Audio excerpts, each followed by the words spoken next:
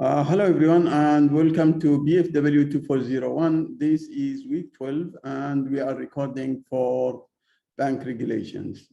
Now, as you know, bank regulation is not included in the final exam, but it is the subject of your pre-class activity number 5.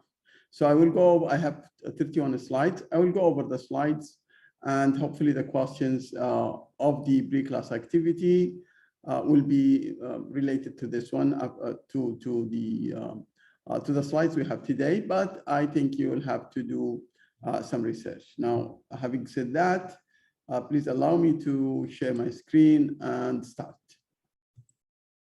So this to the learning objective. We hope by the end of this lecture to be able to discuss the regulatory environment in which Australian banks operate. Now, we are talking about Australian banks, but you can always relate to the any country's bank. We can talk about Malaysian banks or your own country like Malaysia, like Indonesia, Sri Lanka, Japan, Korea, whatever. All those countries, they have the same setting with some differences. But what the data we are bringing here and the information is mainly related to the Australian banking. Now, we will talk about the out-licensing, outline the licensing. We will discuss the method used to ensure bank comply with the regulator's requirement, what we call the compliance system. In Australia, they have a system called bears and swords. And this one is the identification system, and the other one is the response system, and I will explain it later on. Then we will move to the to the standard, which you call it APS. APS stands for Australian Prudential Standards. In this country, we have DGs, which is directed guidelines.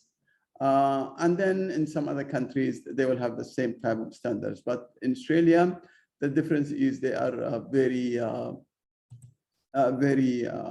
transparent. So you can look at the standards as you look to the accounting standards. Now, we will discuss also end of this lecture. We'll talk about the the benefits and the advantages and the disadvantages of the deposit insurance. We have talked about deposit insurance many times. I will touch on it just a little bit. This is resources, and actually the resources is EPRA resources, or you can look at them, or Bank Negara. And if you are in EPRA in Australia, Bank Negara here, and if you are from any other country, of course, you can access your central bank. Your central bank will be rich in terms of regulations.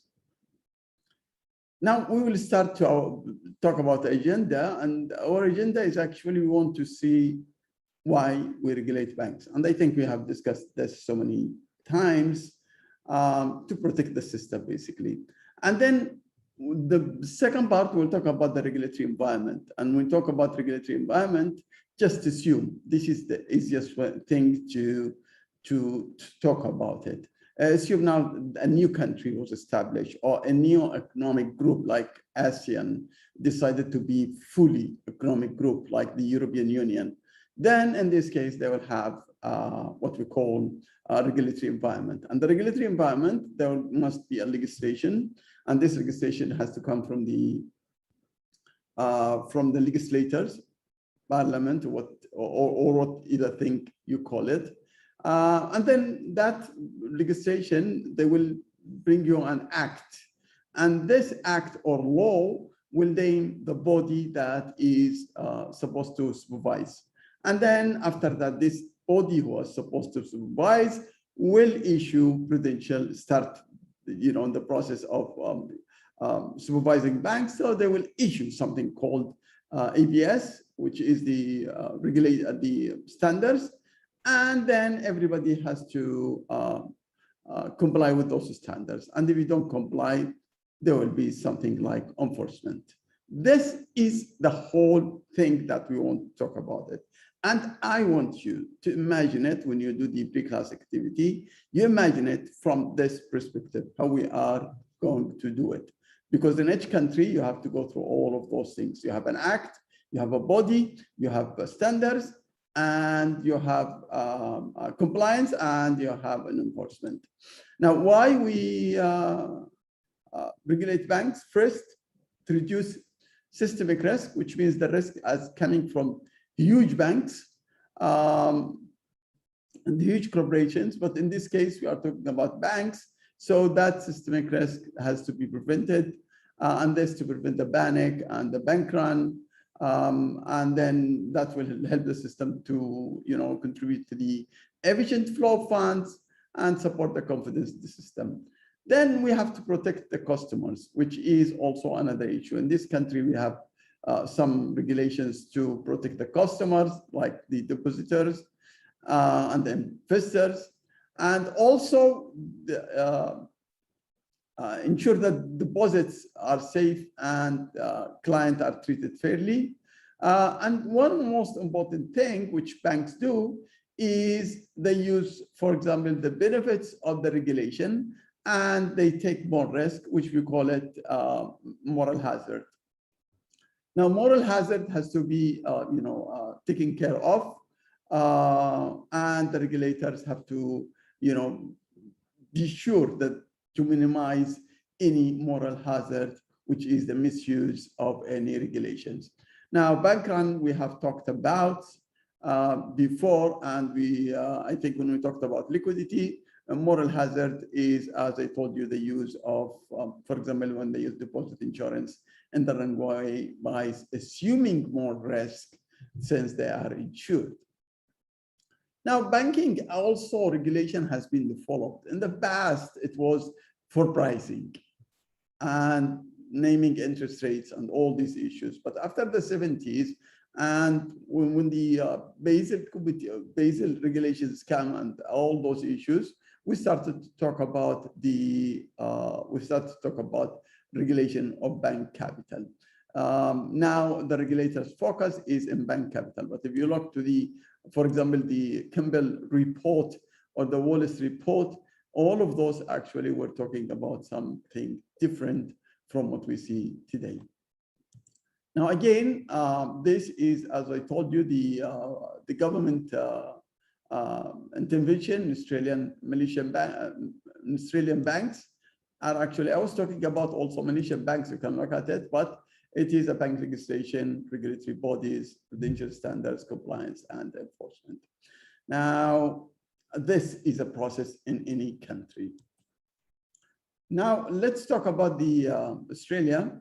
Now, Australia, we will start to talk about, remember, we have a legislation, and this legislation was actually before it was the Reserve Bank of Australia, which was established in 1959, the one who was actually responsible about bank supervision. But then they started this APRA, which is Australian Prudential Regulation Authority, and in 1998, and this regulation, this actually party is the one who is the supervisor and who is the regulatory body. Now, APRA is doing the standards, APRA is supervising the banks, APRA is taking or receiving the reports, and APRA is actually financed, not by the government, but by the institution. I think 0.3% of the total assets has to be contributed from the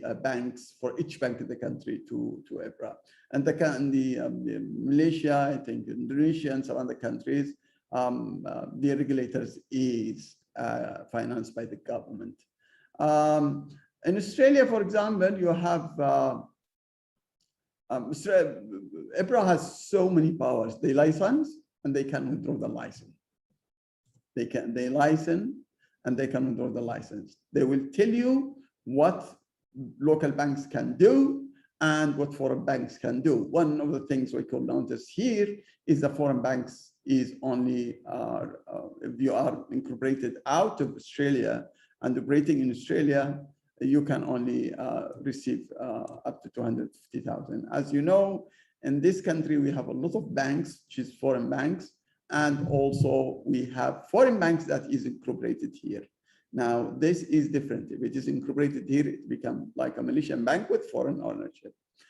Let me come to here why we, and we have talked about this so many times. So we actually weight the capital with the regulation. Now, we did that when we talked about the private incentives. And I think you have seen this formula before, and you have this saying, you have seen all this balance before, which means there is here risks, and the risk has to be decreased by all of those issues, and then the capital is here. Now, the regulation is actually within this context. So they have to give so many regulation here to control credit risk, market risk, liquidity risk, all of those actually in Australia, also in this country, and so many other countries are regulated. And those regulation actually, which we call it APS in Australia, Australian Prudential Standards, is we have for credit risk, market risk, all those issues, as I will show you. And if you want to see, for example, credit risk, we have ABS 220, large exposures to 21, liquidity to 10, associated with banks to 22, and then all those issues with the capital 120. I will explain them in details now. I think in week 11, we talked, and we will talk actually, since we covered actually the capital.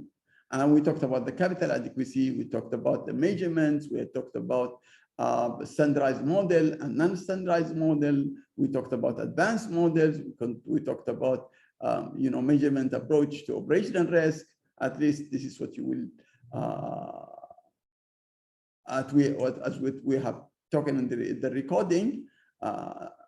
And therefore, if you look at Australia, ABS 110 to 117 is covering the capital. Now let's see what covers the other issues. We have ABS 231 talk about outsourcing, which means if the bank want to outsource some other body or company or party to perform for them any banking services, then this has to be operated under 231. They want to guarantee that the business is continuing with the bank. We have ABS 232. 240 talking about the risk management of credit card, one separate individual standard. ABS 310 is talking about the auditors, how they audit, what report they should have, and what type of audit. This is the external auditors who audit those financial institutions, and what type of information they should send to the regulator. Governance, we have 510, fit and proper. This is a very important issue, which means who is going to be in the board of the bank. He has to be fit for that job. And so persons who are responsible for management and oversight, EDIs, need to have appropriate skills, experience, knowledge, and act with honesty and integrity. Now, all of those as actually in the standard. So you cannot bring anybody and put them in the board, which is the top, authority in a bank.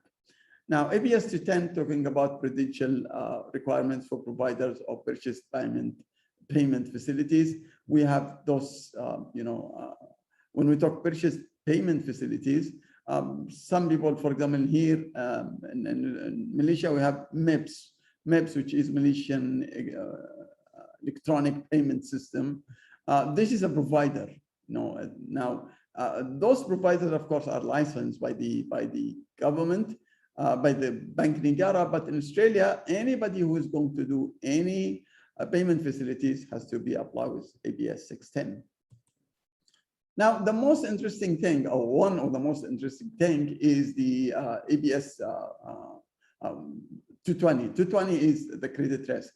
And in the credit risk, we want banks, the regulator want to decrease credit risk as much as they can and control this. So they say you have to have a level of risk depends on, this is how they see it, and the credit quality and the level of diversification. And they want to ensure that there is credit quality when we talk about individual loans, and there is proper diversification also. Now, this is not really are not in place, then you have a problem with credit risk. Also, they must have a management system for the credit risk. We have seen so many banks that they have to have a sounding system for the credit risk. They have to have a security evaluation policy for those assets they acquire and they keep. So especially for trading, they have to always evaluate them. So they have to use net market value where possible, and they have to have approved system for setting provisions, which means if you are going to have a provision, you can play with that provision all the time.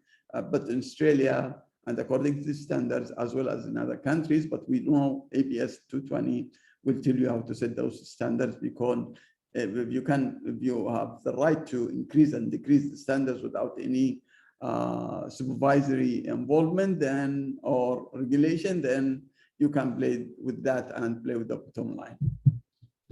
Now, we have also ABS 220. 221 is large exposure, which means if you are going to give a loan, you have that loan has to be, it's like when we talked about the concentration risk, how much a single loan should be. So they define in Australia, a big loan is any loan that is up to 10% of your capital. Now, you have to have effective policy by exposure limits, which means you have to see that 10% is actually the maximum you can expose in a single loan. ADI must have an effective policy for managing large exposures and risk concentration, including policies and exposure limits. They have to have prudential limits to large exposures. You can go up to 25% of your capital, but it has, and you can go to unrelated EDIs up to 50%, or foreign parent and subsidiaries up to 50% of your capital as loans. That is also expected. But when you do that, then you have to have approval from EPRA. So consultation with EPRA for any exposure up to the 25%. Now remember, when we talk about EBS 20 or EBS 2021, which is the large exposure, then actually it's related to credit risk. Now let me come to the another interesting issue, which is the liquidity. Liquidity, EBS 10, and I will summarize it here. I will not go through all of those things, but in Australia, they say, if you have a very good system for liquidity, and you can control that liquidity, and you can prove it to the regulators, you don't have to have a liquidity buffer, which means you don't have to have a percentage of liquidity. But if you don't have that one, you have to have a 9% in Australia. If you are small banks and you don't have the expertise to show that you are actually able to manage your purchase liquidity, your stored liquidity, and you're fully planning for liquidity, then just keep 9% as a buffer of your total assets.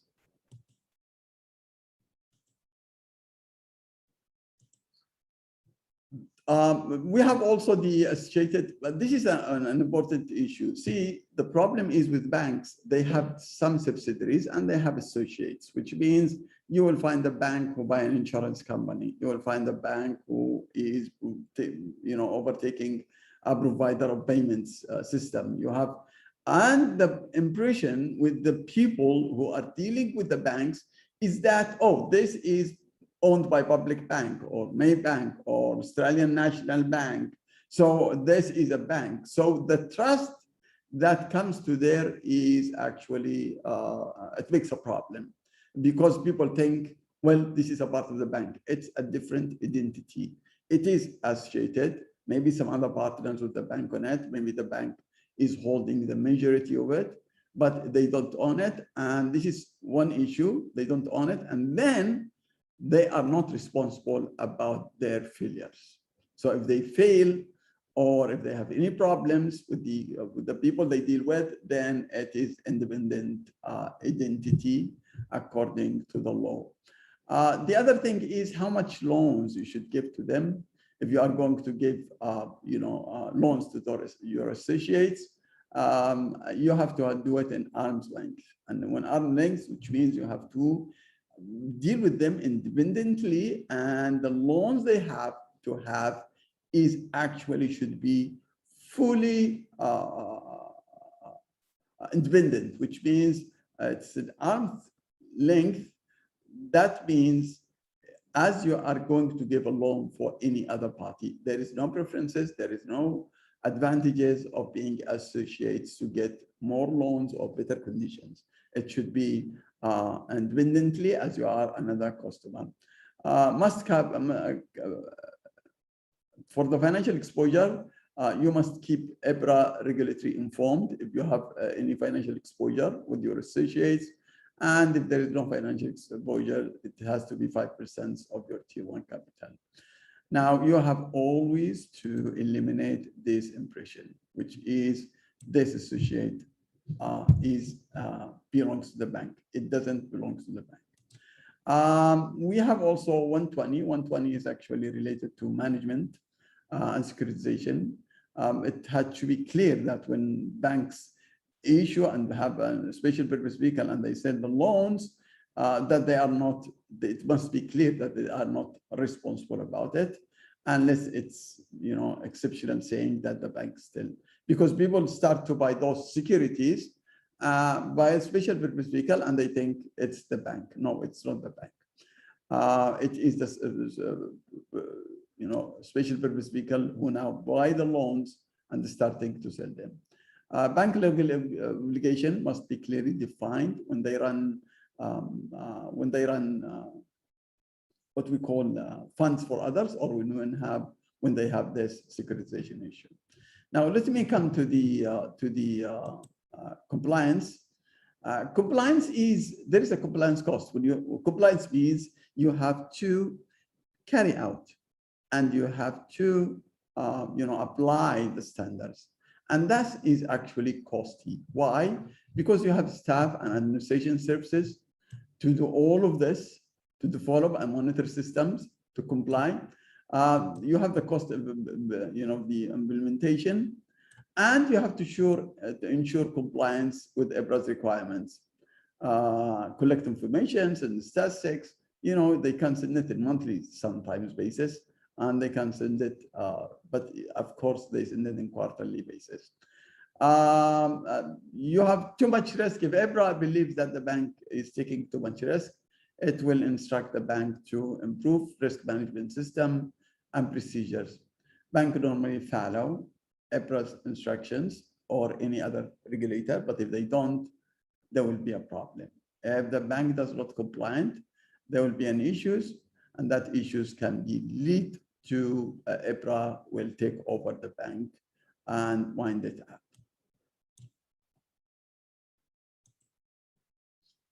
Now, also in the compliance, you have to send audits. You have to audit it. You have to send reports and statistics. This is one of the information that you have to send to EBRA. EBRA also want the external auditor reports to them. So they want to see things are okay. And also EBRA will send their team to check. As you can see now, all of those actually part of information that EBRA receives. So it's very, for the EBRA, they know, or for the regulator, they know what's going on because they receive all those type of reports. Now, there is a legal responsibility for the CEOs. When you take over a CEO in a bank, then you have to undertake statements saying that the risks have been identified, the risk management system are in place, and the risk management system is also working. Let me come to the last point, which is the most important thing, which is the compliance. Now, the compliance in Australia is very, so now we already talked about the standards. We talked about the compliance. This is how we check the compliance. So to make it clear that we come from the basic formula, which means you have a risk, all those type risks, and you have management to control, and then you have a capital, and then whatever after that, you know, it has to go to the capital. Depending on this argument, In Australia, they developed what you call indexes, which they will check your risk based on your size. And they will develop 4 indexes. One called index for probability of failure, which is between 1 and 256. And the other thing is index for impact, which means how big you are, because a bigger bank, collapse of a bigger bank is harder than for the economy, is harder than a smaller bank. And then they develop the CAI, which is the supervisory attention index, and they expect this to be 4, which is the underscore root of probability of index and impact. Now, for the index of impact, bank total assets, if it is 50 million, as I said, I told you, for the probability index 1 to 56. For the size, which is the index for impact, if you are less than 50 million, you have to use this 0.25. Other than that, you have to bring the assets in millions and divide it by 200. Let me give you this example. For example, you have an index of probability 256. So the bank total assets is 50, 25. You have to give 25. If it is more than 50, you have to have assets over 200. There is, I think, an example here, which is this one. Look, if you have ABC Bank, probability of index is 10, which is out of the 256. This is not really a risky bank. Total assets 320. Then you have to calculate the impact to index 320 over 200, 1.6. And then you have to calculate the tension index, which is the underscore root of 10 times 1.6. So it's 4, and 4 is accepted. They expect every bank to achieve, a mark of or a score less than 4, not to be risky. Now, let me take you actually to the last point. Now, this is what we call the pairs and the source. And this is identification system, and this is the source system. So from the identification system, they will take all this information, and they will bring the risk, which is this here, from 1 to 256. And this is the size of the bank. Extreme, high, medium, low. Now, if it is low and extreme and low, which means the risk is low, the action that should apply to this bank is normal. This is identification system where you stay. Now, who decide how much is extreme, how much is high, how much is medium, how much is low in terms of the size of the bank? EBRA does that. Will tell you this is an extreme size, this is small, high size, medium size, or low size. But this from 1 to 56, we already know that one. And who decide how much scores from the 256 is low, how much low medium, how much high medium, high. I know all of this line is 200, everyone is from 1 to 256. EBRA will also decide on this one, and then they will vote. Maybe you are this bank who have low medium and you are high, then the policy is oversight. The question is, what is oversize means? Oversize means, see, you have normal, this is the source. This is the pairs, this is the source. So the source will tell you if it is oversized. This is identity, this is identification of it.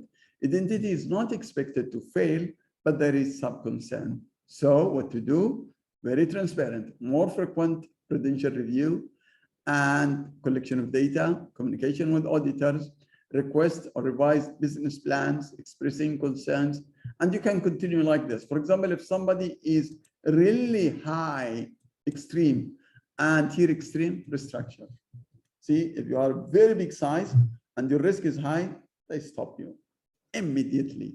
So this is what we call the structure. So EBRA has lost confidence in the bank, and then they will, they will withdraw the license and do all of those issues to stop the bank from damaging the system. So this is actually the process between the source and the pair system, and this is a very excellent system for the compliance, because now you have to, it is compliance and it is also enforcement. So this is the action of enforcement. So now just to take you back, we have body, we have legislation, we have body, we have standards. And after the standards, we have compliance. And the fifth one, we have the enforcement. We have now full picture about how this regulation works, and it actually applies to all those countries. Now, I am done with this. Actually, this is just repeating. I will go to deposit insurance, and I don't want to go to deposit insurance too much. It's just this deposit insurance has been there for a long time. I think we have a pre-class activity for this deposit insurance, pre-class activity number 3. And deposit insurance is have advantages and disadvantages. And there is also a body, which is FCS, Financial Claims Scheme, is the one who it operates under this one.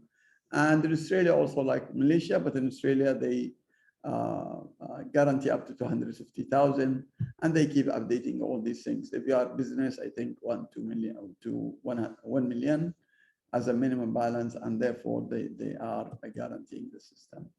This is, you can read about actually deposit insurance, the rest of it, and which we have talked about.